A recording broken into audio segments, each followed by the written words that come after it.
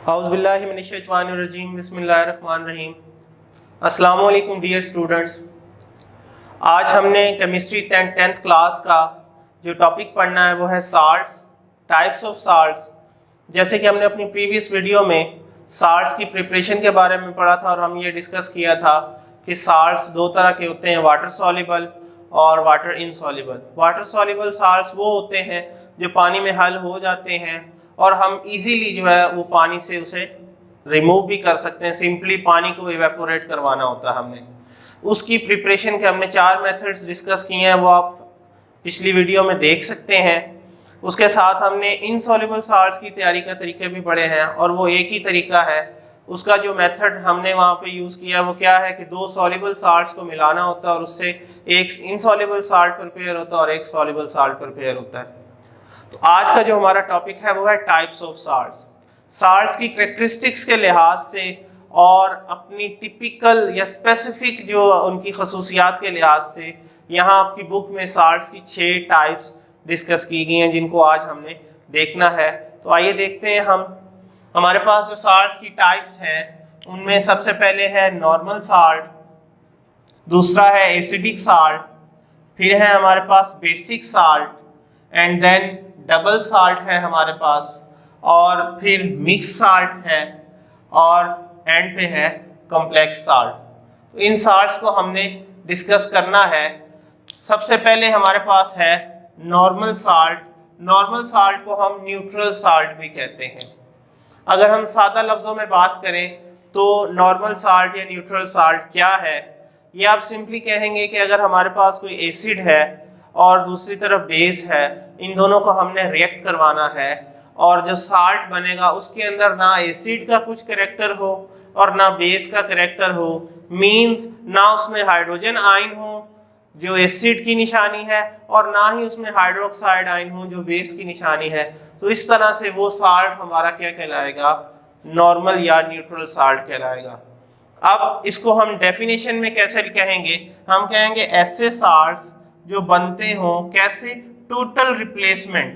Total replacement किसकी, hydrogen ion की। Mean हमें पता है कि एसिड में हाइड्रोजन आयन होता है, जब जितने भी एसिड के अंदर हाइड्रोजन आयन हो गए अगर वो सारे निकल जाएं तो उनकी जगह पर बेस आकर मिलती है, बेस अपने मेटल को देती है।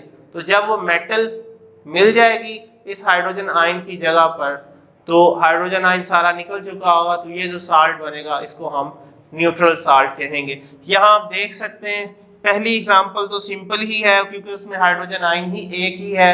हाइड्रोक्लोरिक एसिड पोटेशियम हाइड्रोक्साइड के साथ मिलता है, तो ये जो हमारा पोटेशियम है वो Cl के साथ मिलता है और ये साल्ट बन जाता है। इसमें देखें ना हाइड्रोजन आयन है और ना ही हाइड्रोक्साइड आयन है, जबकि बाकी बचा हाइड्रोजन आयन, ये मिल जाता है हमारे हाइड्रोक्साइड आयन के साथ और ये बन जाता है वाटर। तो दिस इज आवर नॉर्मल और न्यूट्रल साल्ट। इसी तरह से नेक्स्ट हमारे पास है sulphuric acid. You can see कि हाइड्रोजन आयन हमारे पास इसमें 2 है। अब अगर तो ये दोनों एक ही वक्त में निकाल देता है, ठीक है, देख सकते हैं आप, ये जिंक है, इसने सल्फेट के साथ मिलना है और ZnSO4 बनना है और दोनों hydrogen eight the same time जो इस ऑक्सीजन के साथ मिल जाएंगे और क्या बन जाएगा, वाटर बन जाएगा। तो इस तरह से ये जो जिंक सल्फेट है, it is not, there is no hydrogen ion and hydroxide ion as well, इसीलिए इसे हम न्यूट्रल साल्ट या नॉर्मल साल्ट बोलेंगे। उसके बाद ये 3 हाइड्रोजन आयन और तीनों ही hydrogen ion at the same time निकल जाएंगे और उसकी जगह पे ये 3 सोडियम मिल जाएंगे फास्फेट के साथ। ये देखिए फास्फेट के साथ यहाँ 3 हाइड्रोजन आयन है, जैसे यहाँ पे कहा था कि हाइड्रोजन आयन रिप्लेस हो जाते किससे, मेटल से। तो सोडियम मेटल है, ये मिल जाएगी फास्फेट के साथ। देखें 3 सोडियम है, चूंकि 3 हाइड्रोजन थे तो उतने ही मेटल होने चाहिए, तो 3 सोडियम और ये बनेगा सोडियम फास्फेट, हमारे पास साल्ट बनेगा। और चूंकि 3 हमारे पास हाइड्रोक्साइड है, 3 ही हाइड्रोजन है, एक हाइड्रोक्साइड के साथ ये देखें, एक हाइड्रोक्साइड के साथ एक हाइड्रोजन मिलता है, दूसरे हाइड्रोक्साइड के साथ दूसरा हाइड्रोजन और तीसरे हाइड्रोक्साइड के साथ तीसरा हाइड्रोजन।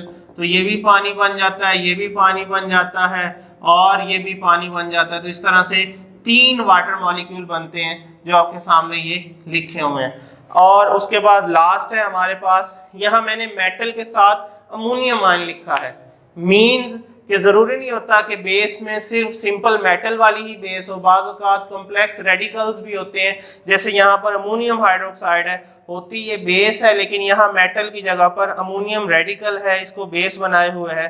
तो इसीलिए डेफिनेशन में कहेगा कि या मेटल रिप्लेस करेगी हाइड्रोजन आयन को या अमोनियम आयन रिप्लेस करेगा हाइड्रोजन आयन को। तो यहाँ यही हुआ है कि ये जो हाइड्रोजन आयन है नाइट्रेट के साथ, ये नाइट्रिक एसिड है, इस नाइट्रिक एसिड के अंदर जो हाइड्रोजन आयन है इसे कौन रिप्लेस करेगा? अमोनियम रिप्लेस करेगा। तो देखें NO3 के साथ अमोनियम लग गया और ये बन जाएगा अमोनियम नाइट्रेट, बाकी रह गया ये हाइड्रोजन, इसने इस हाइड्रोक्साइड के साथ मिल जाना है और क्या बन जाना है? वाटर बन जाना है।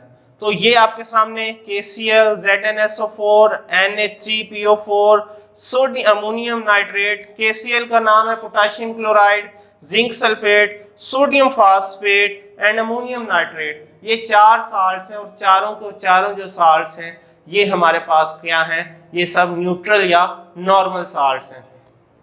इनको हम लिटमस टेस्ट के जरिए से चेक भी कर सकते हैं। तो ये लिटमस पर कोई असरअंदाज नहीं होते, किसी तरह का कोई इफेक्ट नहीं रखते क्योंकि ये नॉर्मल होते हैं, ना इनमें एसिडिक कैरेक्टर होता है और ना ही इनमें बेसिक कैरेक्टर है। तो ये है हमारा एसिडिक साल्ट। नेक्स्ट हमने जो देखना है, ये हमारा नॉर्मल साल्ट। नेक्स्ट जो हमने देखना है वो एसिडिक साल्ट है। तो वो हम चलते हैं एसिडिक साल्ट की तरफ, देखते हैं उसमें जी। अब हमारे पास नेक्स्ट है एसिडिक साल्ट, ये सेकंड टाइप ऑफ साल्ट है। अब एसिडिक साल्ट क्या है? सिंपली जैसे मैंने आपको पहले बताया है कि हाइड्रोजन आयन के होने की वजह से एसिड का कैरेक्टर है। तो यहाँ यही होता है कि एसिड के अंदर से हाइड्रोजन आयन सारे नहीं निकलते, कुछ रह जाते हैं उसके अंदर, साल्ट के अंदर ही, इसीलिए वो साल्ट जो है वो एसिडिटी शो कर रहा होता है। आप देख सकते हैं लिखा हुआ है कि ऐसे साल्ट जो पार्शियल रिप्लेसमेंट से बनते हैं, पार्शियल मतलब आधी या पूरे से कम को पार्शियल कहते हैं, किसकी? हाइड्रोजन आयन की रिप्लेसमेंट से बनते हैं। कहां से? एसिड से। ठीक है, जाहिर सी बात है, मैंने आपको बताया कि जब हाइड्रोजन आयन निकलेंगे तो उसकी जगह पे कोई पॉजिटिव मेटल आके जगह अपनी बनाएगी। तो यहाँ यही है कि पॉजिटिव मेटल कम होती हैं, इसलिए सारे hydrogen eight the same time नहीं निकलते, स्टेप वाइज निकलते हैं। इसीलिए जो टेम्परेरीली कंडीशन बनती है साल्ट की वो एसिडिक होती है। और देख सकते हैं आप यहाँ पर हमारे पास H2SO4 है, सल्फ्यूरिक एसिड, ये मिलता है पोटेशियम हाइड्रोक्साइड के साथ। देखिएगा ये SO4 मिलेगा K के साथ, SO4 की वैलेंसी होती है 2, तो K भी कितने होने चाहिए? 2 होने चाहिए, लेकिन 2 नहीं है, K 1 है, मींस K शॉर्ट है। जब K शॉर्ट होंगे तो फिर SO4 ने तो अपनी वैलेंसी पूरी करनी है, तो वो क्या करेगा? यहाँ से एक हाइड्रोजन निकाल कर उसकी जगह ये मेटल को मिलाएगा और दूसरा हाइड्रोजन आयन जो है वो अपने पास रखेगा और बन जाएगा K ये वाला, H यहाँ से एक ये वाला, ये 2 पॉजिटिव चार्जेस और SO4 नेगेटिव। तो इस तरह से ये साल्ट तो बन गया लेकिन कंप्लीट साल्ट नहीं है। इसमें इस हाइड्रोजन आयन की वजह से इस साल्ट की जो नेचर है वो क्या है?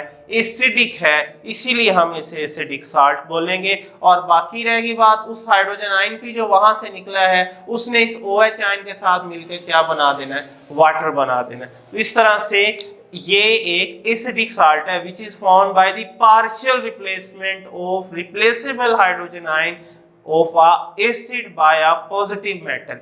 ओके, नेक्स्ट हमारे पास है H3PO4 जो कि फास्फोरिक एसिड कहलाता है। इसमें 3 हाइड्रोजन आयन है।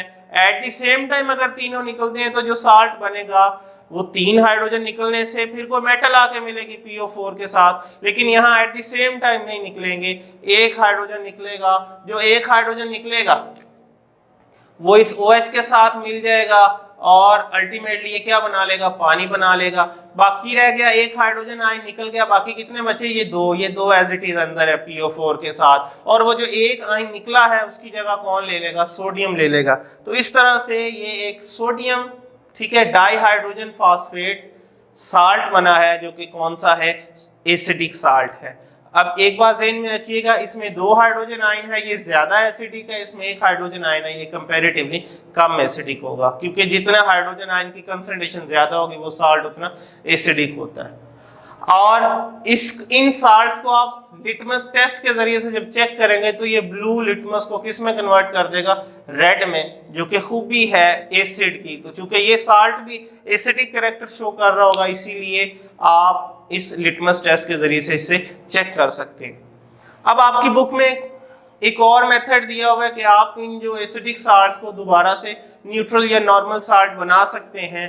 करना क्या होता है, ये हमारे पास KHSO4 पोटाशियम बाइसल्फेट है, वो यहाँ लिखें। इसके साथ इसे न्यूट्रल करने के लिए और बेस मिला दें, और जब बेस मिलेगी तो देखें K1 और ये K2, ये दोनों K इस SO4 के साथ मिल जाएंगे, ये बन जाएगा K2SO4 जो कि एक न्यूट्रल साल्ट है।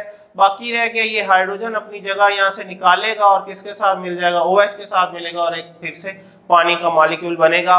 Now the salt is formed is a neutral salt. इसी तरह से सोडियम डाइहाइड्रोजन फास्फेट, ये एसिडिक साल्ट है, इसके साथ चूंकि दो हाइड्रोजन आयन है, इन्हें निकालना है, इनकी जगह पे 2 सोडियम हमें आयन देने पड़ेंगे, इसीलिए ये देखिए 2 लिखा हुआ है। तो 2 सोडियम ये, 1 सोडियम ये 3 सोडियम मिलेंगे और PO4 मिलके ये एक न्यूट्रल या नॉर्मल साल्ट बनेगा। और बाकी ये जो 2 हाइड्रोजन है वो इन 2 हाइड्रोक्साइड के साथ मिलेंगे, एक हाइड्रोजन के साथ एक हाइड्रोक्साइड, दूसरे हाइड्रोजन के साथ दूसरे 2 हाइड्रोक्साइड, तो इस तरह से 2 पानी के मॉलिक्यूल ये बनेंगे। तो ये है हमारे पास बेसिक साल्ट एसिडिक साल्ट, जिसमें हमने देखा कि हाइड्रोजन आयन की वजह से साल्ट एसिडिक कैरेक्टर शो कर रहा है। नेक्स्ट हमारे पास वैसे तो बेसिक साल्ट है, लेकिन उसको हम नेक्स्ट अपने बोर्ड की तरफ जब जाएंगे तो वहाँ पढ़ेंगे। हमारे पास यहाँ हमने पहले जो है डबल साल्ट को डिस्कस करना है। डबल नाम से जाहिर क्या है, डबल का मतलब क्या होता है, 2, ठीक है। तो असल में ये एक साल्ट होता है जिसके अंदर 2 साल्ट्स कंबाइन हुए होते हैं, इकट्ठे हुए होते हैं, और ये इक्विमोलर होते हैं, मतलब इक्वल कंसंट्रेशन होती है दोनों साल्ट्स की। एक बात, दूसरी चीज क्या है कि ये हमेशा क्रिस्टल्स की शक्ल में होंगे, यानी कि क्रिस्टलाइन सॉलिड होंगे। 2 बातें। और तीसरी बात जो बहुत अहम है, ये 2 साल्ट जुड़ने के लिए इनको पानी हेल्प कर रहा होगा, जो इनकी क्रिस्टल्स को बना रहा होगा इकट्ठा। उस पानी को हमने अपनी प्रीवियस वीडियो में भी डिस्कस किया है, आप वहां देख सकते हैं। वाटर ऑफ क्रिस्टलाइजेशन कहलाता है वो पानी जो साल्ट्स को जोड़ता है या उनकी क्रिस्टल्स बनाता है।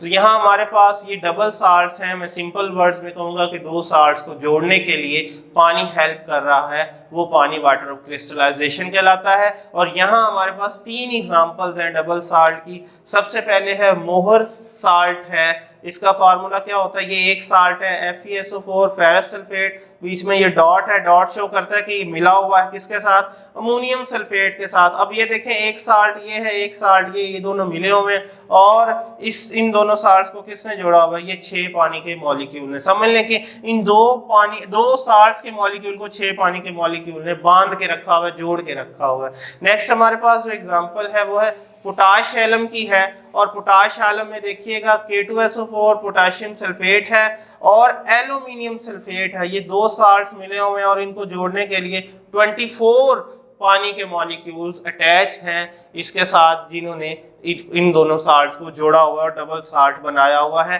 नेक्स्ट है फेरिक एलम है, इसमें भी क्या देखते हैं आप कि K2SO4 है, एक साल्ट पोटाशियम सल्फेट और 7 फेरिक सल्फेट, ये 2 साल्ट फिर से जुड़े हुए हैं और इनको भी 24 वाटर मॉलिक्यूल्स ने कंबाइन किया हुआ है। तो ये होते हैं हमारे डबल साल्ट जो केमिस्ट्री में बहुत तरह के पाए जाते हैं। उनमें से 3 एग्जांपल्स आपके सामने हैं। नेक्स्ट जो हमारा है वो बेसिक साल्ट है।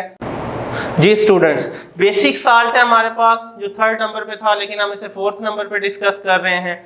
ये क्या है, अब मैं सिंपल वर्ड्स में बताऊं आपको, तो किसी बेस में से हाइड्रोक्साइड आयन जब सारे ना निकलें, एक निकले या एक से ज्यादा निकले और कुछ बेस के अंदर रह जाए, तो वो बेस के अंदर हाइड्रोक्साइड आयन होगा, उसके साथ कोई नॉन मेटल जब आके मिल जाएगी तो हाइड्रोक्साइड आयन होने की वजह से वो साल्ट तो बनेगा, लेकिन वो साल्ट क्या होगा, बेसिक होगा। अब देखें आप, ऐसे साल्ट जो इनकम्प्लीट न्यूट्रलाइजेशन से बनते हैं, किसकी, पॉलीहाइड्रोक्सी बेस से, यानी बेस के अंदर हाइड्रोक्साइड आयन है, वो मुकम्मल तौर पे रिप्लेस नहीं होते बल्कि कुछ असरात उसके रह जाते हैं। आप देख सकते हैं आपके पास एल्यूमिनियम हाइड्रोक्साइड है, 3 हाइड्रोक्साइड है, लेकिन बेटा सिर्फ इसमें से एक निकलेगा और वो एक इस एस के साथ मिलेगा और ये क्या बन जाएगा, वाटर बन जाएगा।